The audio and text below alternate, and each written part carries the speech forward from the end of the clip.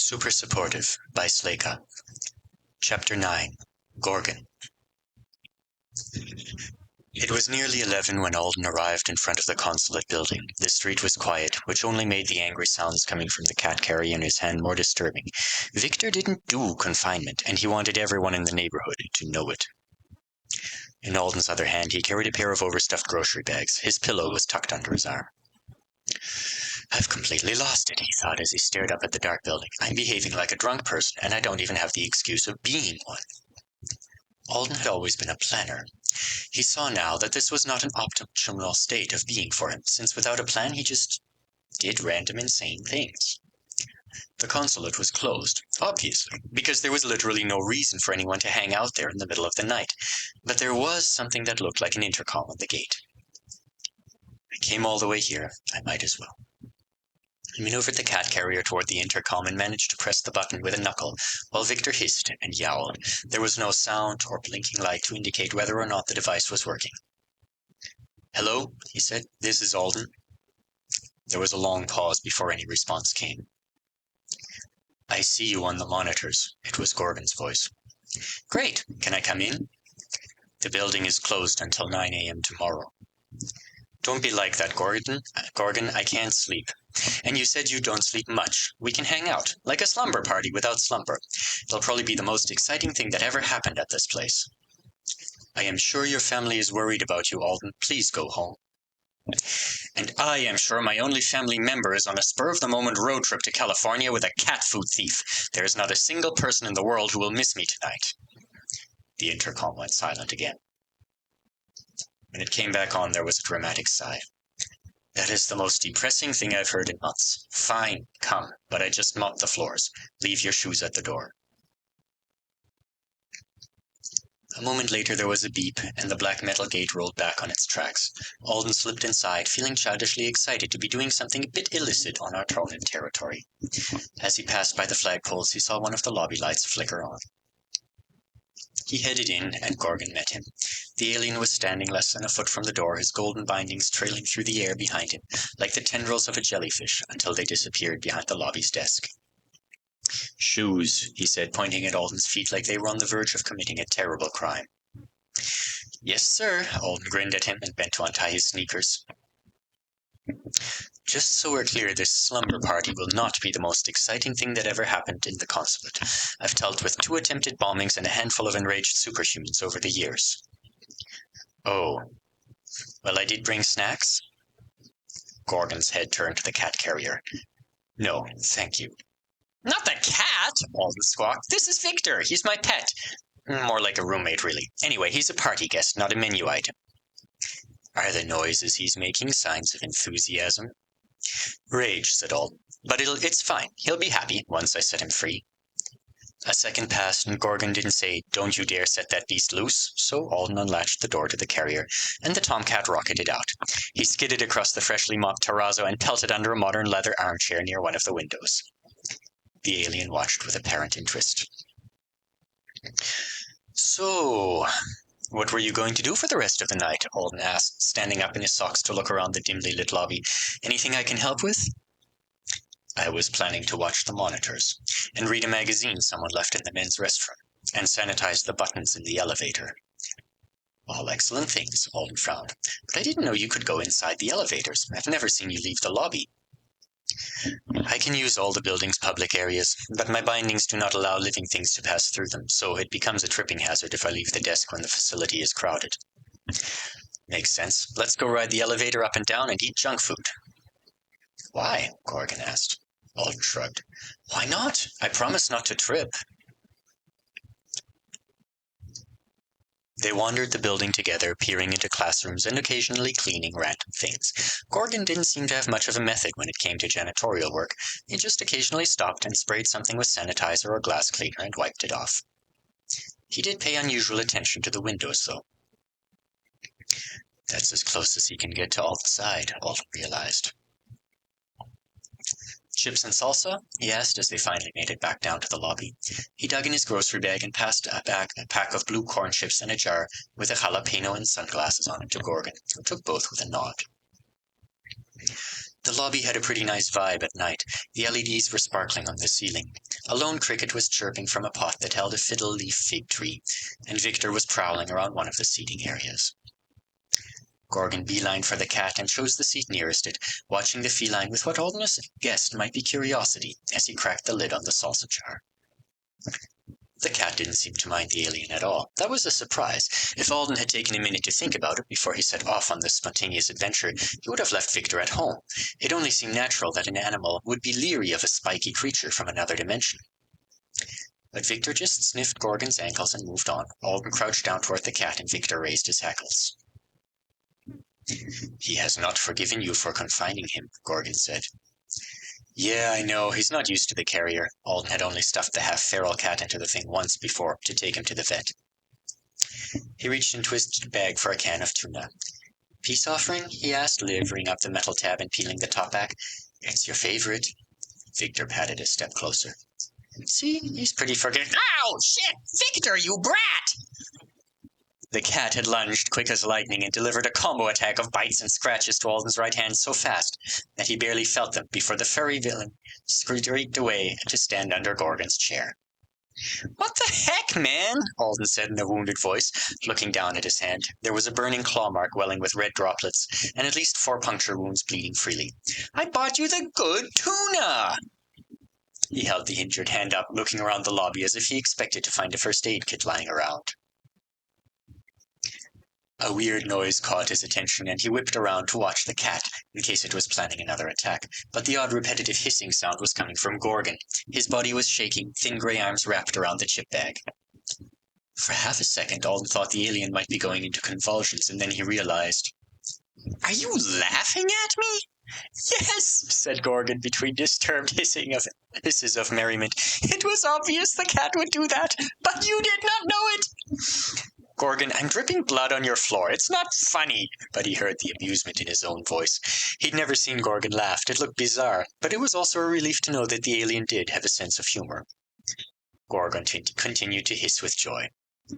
"Fine, you guys are too violent for me. I'm going to wash my hand off in the bathroom." Drops of blood were running down his wrist now, staining the gray cuff of his sweatshirt. Victor doesn't go for half measures, I guess, Alden thought. He cupped his other hand beneath the bitten one to catch any overflow and hurried toward the bathroom. When he got there, he reached for the handle of the sink, then froze. A thought had crossed his mind, but it'd be weird, wouldn't it? Not funny weird either. Creepy weird.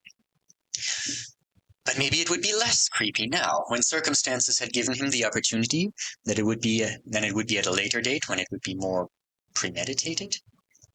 Alden turned and elbowed the bathroom door open. Gorgon's hisses were still echoing across the lobby. "Hey, Gorgon," Alden called. Don't let this spoil the mood if it's really off base. And remember you promised not to be offended by stuff I offered you.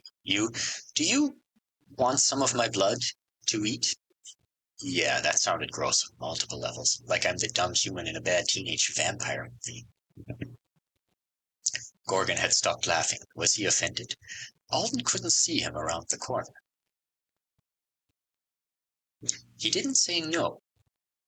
Gorgon only rarely said yes or thank you when he was offered food he found acceptable. Usually he just took it and ate it. Alden assumed the verbal confirmations were reserved for things he found particularly appealing, but he always said no out loud to reject the non-vegan stuff. Except for the crickets. In that case he said, "No, but leave them." "You're not answering," Alden called nervously. "What does that mean?" Gorgon didn't reply.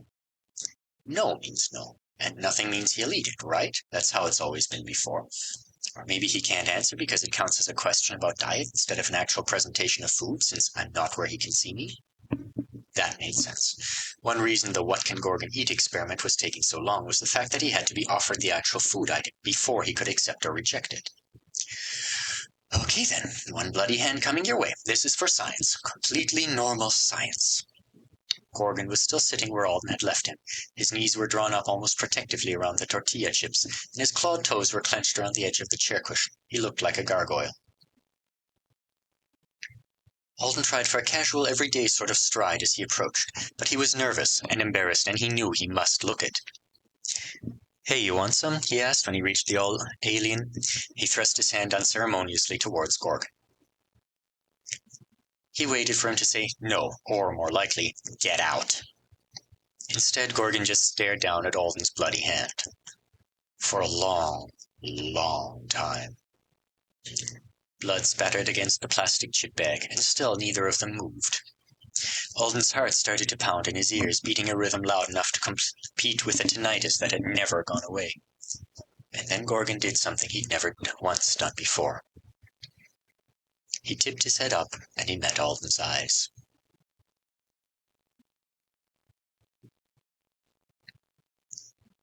Alden had misunderstood something. No, that wasn't it. He'd misunderstood everything. His entire notion of reality had been insignificant, warped, and just plain wrong. The Artonans had not imprisoned a creature in the Chicago consulate. They had not chained a person to the lobby desk, and they had not bound something that should ever be called a demon. Gorgon was something else, something bigger than that, something wonderfully and terribly close to sacred. Looking into his eyes was like being stabbed through the gut by a distillation of every profound moment Alden had ever experienced in his life. He heard the sound of his mother's heartbeat in the womb, felt the cool emptiness of the wood as he placed a daisy on top of his father's casket, recalled in glaring detail the first sunrise he'd ever paused to observe. And those were only the impressions that would stick with him when it was over. In the moment they came at him simultaneously with 1,000 others, and he lost all sense of his present reality. When he came to, hours later, he was lying in textbook perfect recovery position on the cold floor. His hand was bandaged with a paper napkin and a generous amount of clear packaging tape, and his cat was calmly eating a can of tuna 3 inches from his nose. Alden groaned and sat up. Physically, he felt fine. Mentally, he felt like his brain had been unspooled. He looked around the lobby cautiously. The sun wasn't up yet, but the sky had begun to pale. Gorgon was at the desk, chin resting on his knuckles as he stared at the security monitors. Alden approached him cautiously, keeping his own eyes averted, just in case. "Gorgon," he said, too overwhelmed to be ashamed of what he was about to say, "are you some kind of god?" "No," Gorgon said simply. "Of course not. What kind of god would get trapped in a lobby?" "Right. I was just checking, because that thing with your eyes, that was kind of intense." "Do you feel all right?" Gordon asked, peering at the half-empty salsa jar beside his stapler. Alden hesitated. "I do, but what just happened? What was that?" "It saddens me that I am prevented from explaining it to you, Alden." Gorgon lifted an arm to show off his magic manacle. "Well, did you taste some of my blood, at least?" Alden tried for a jocular tone and fell short. "I feel like I missed something." "I haven't. It wouldn't have been right under the circumstances." Alden looked down at his bandaged hand nervously. "Should I offer it to you again?" "You don't know what you are doing, child." Given the situation, Alden couldn't even object to being called a child. "Yeah, I get that I don't. I really get that I don't." "But you're still offering?" "Well, I trust that you're not going to go all Dracula on me. We're friends, aren't we?" Gorgon muttered something under his breath. Then out loud he said, "I'm not sure two people can be friends when one of them is incapable of presenting themselves as they truly are. The other is incapable of grasping it." Alden raised an eyebrow. "I feel like there is an insult buried in there." "Only a factual statement. We are not friends. But I am fond of you, and wish you well. If I accept your offering, there will be side effects." "Bad ones or good ones?" Gorgon made a sharp clicking sound at the back of his throat. Frustration, maybe? It seemed like he couldn't say much else.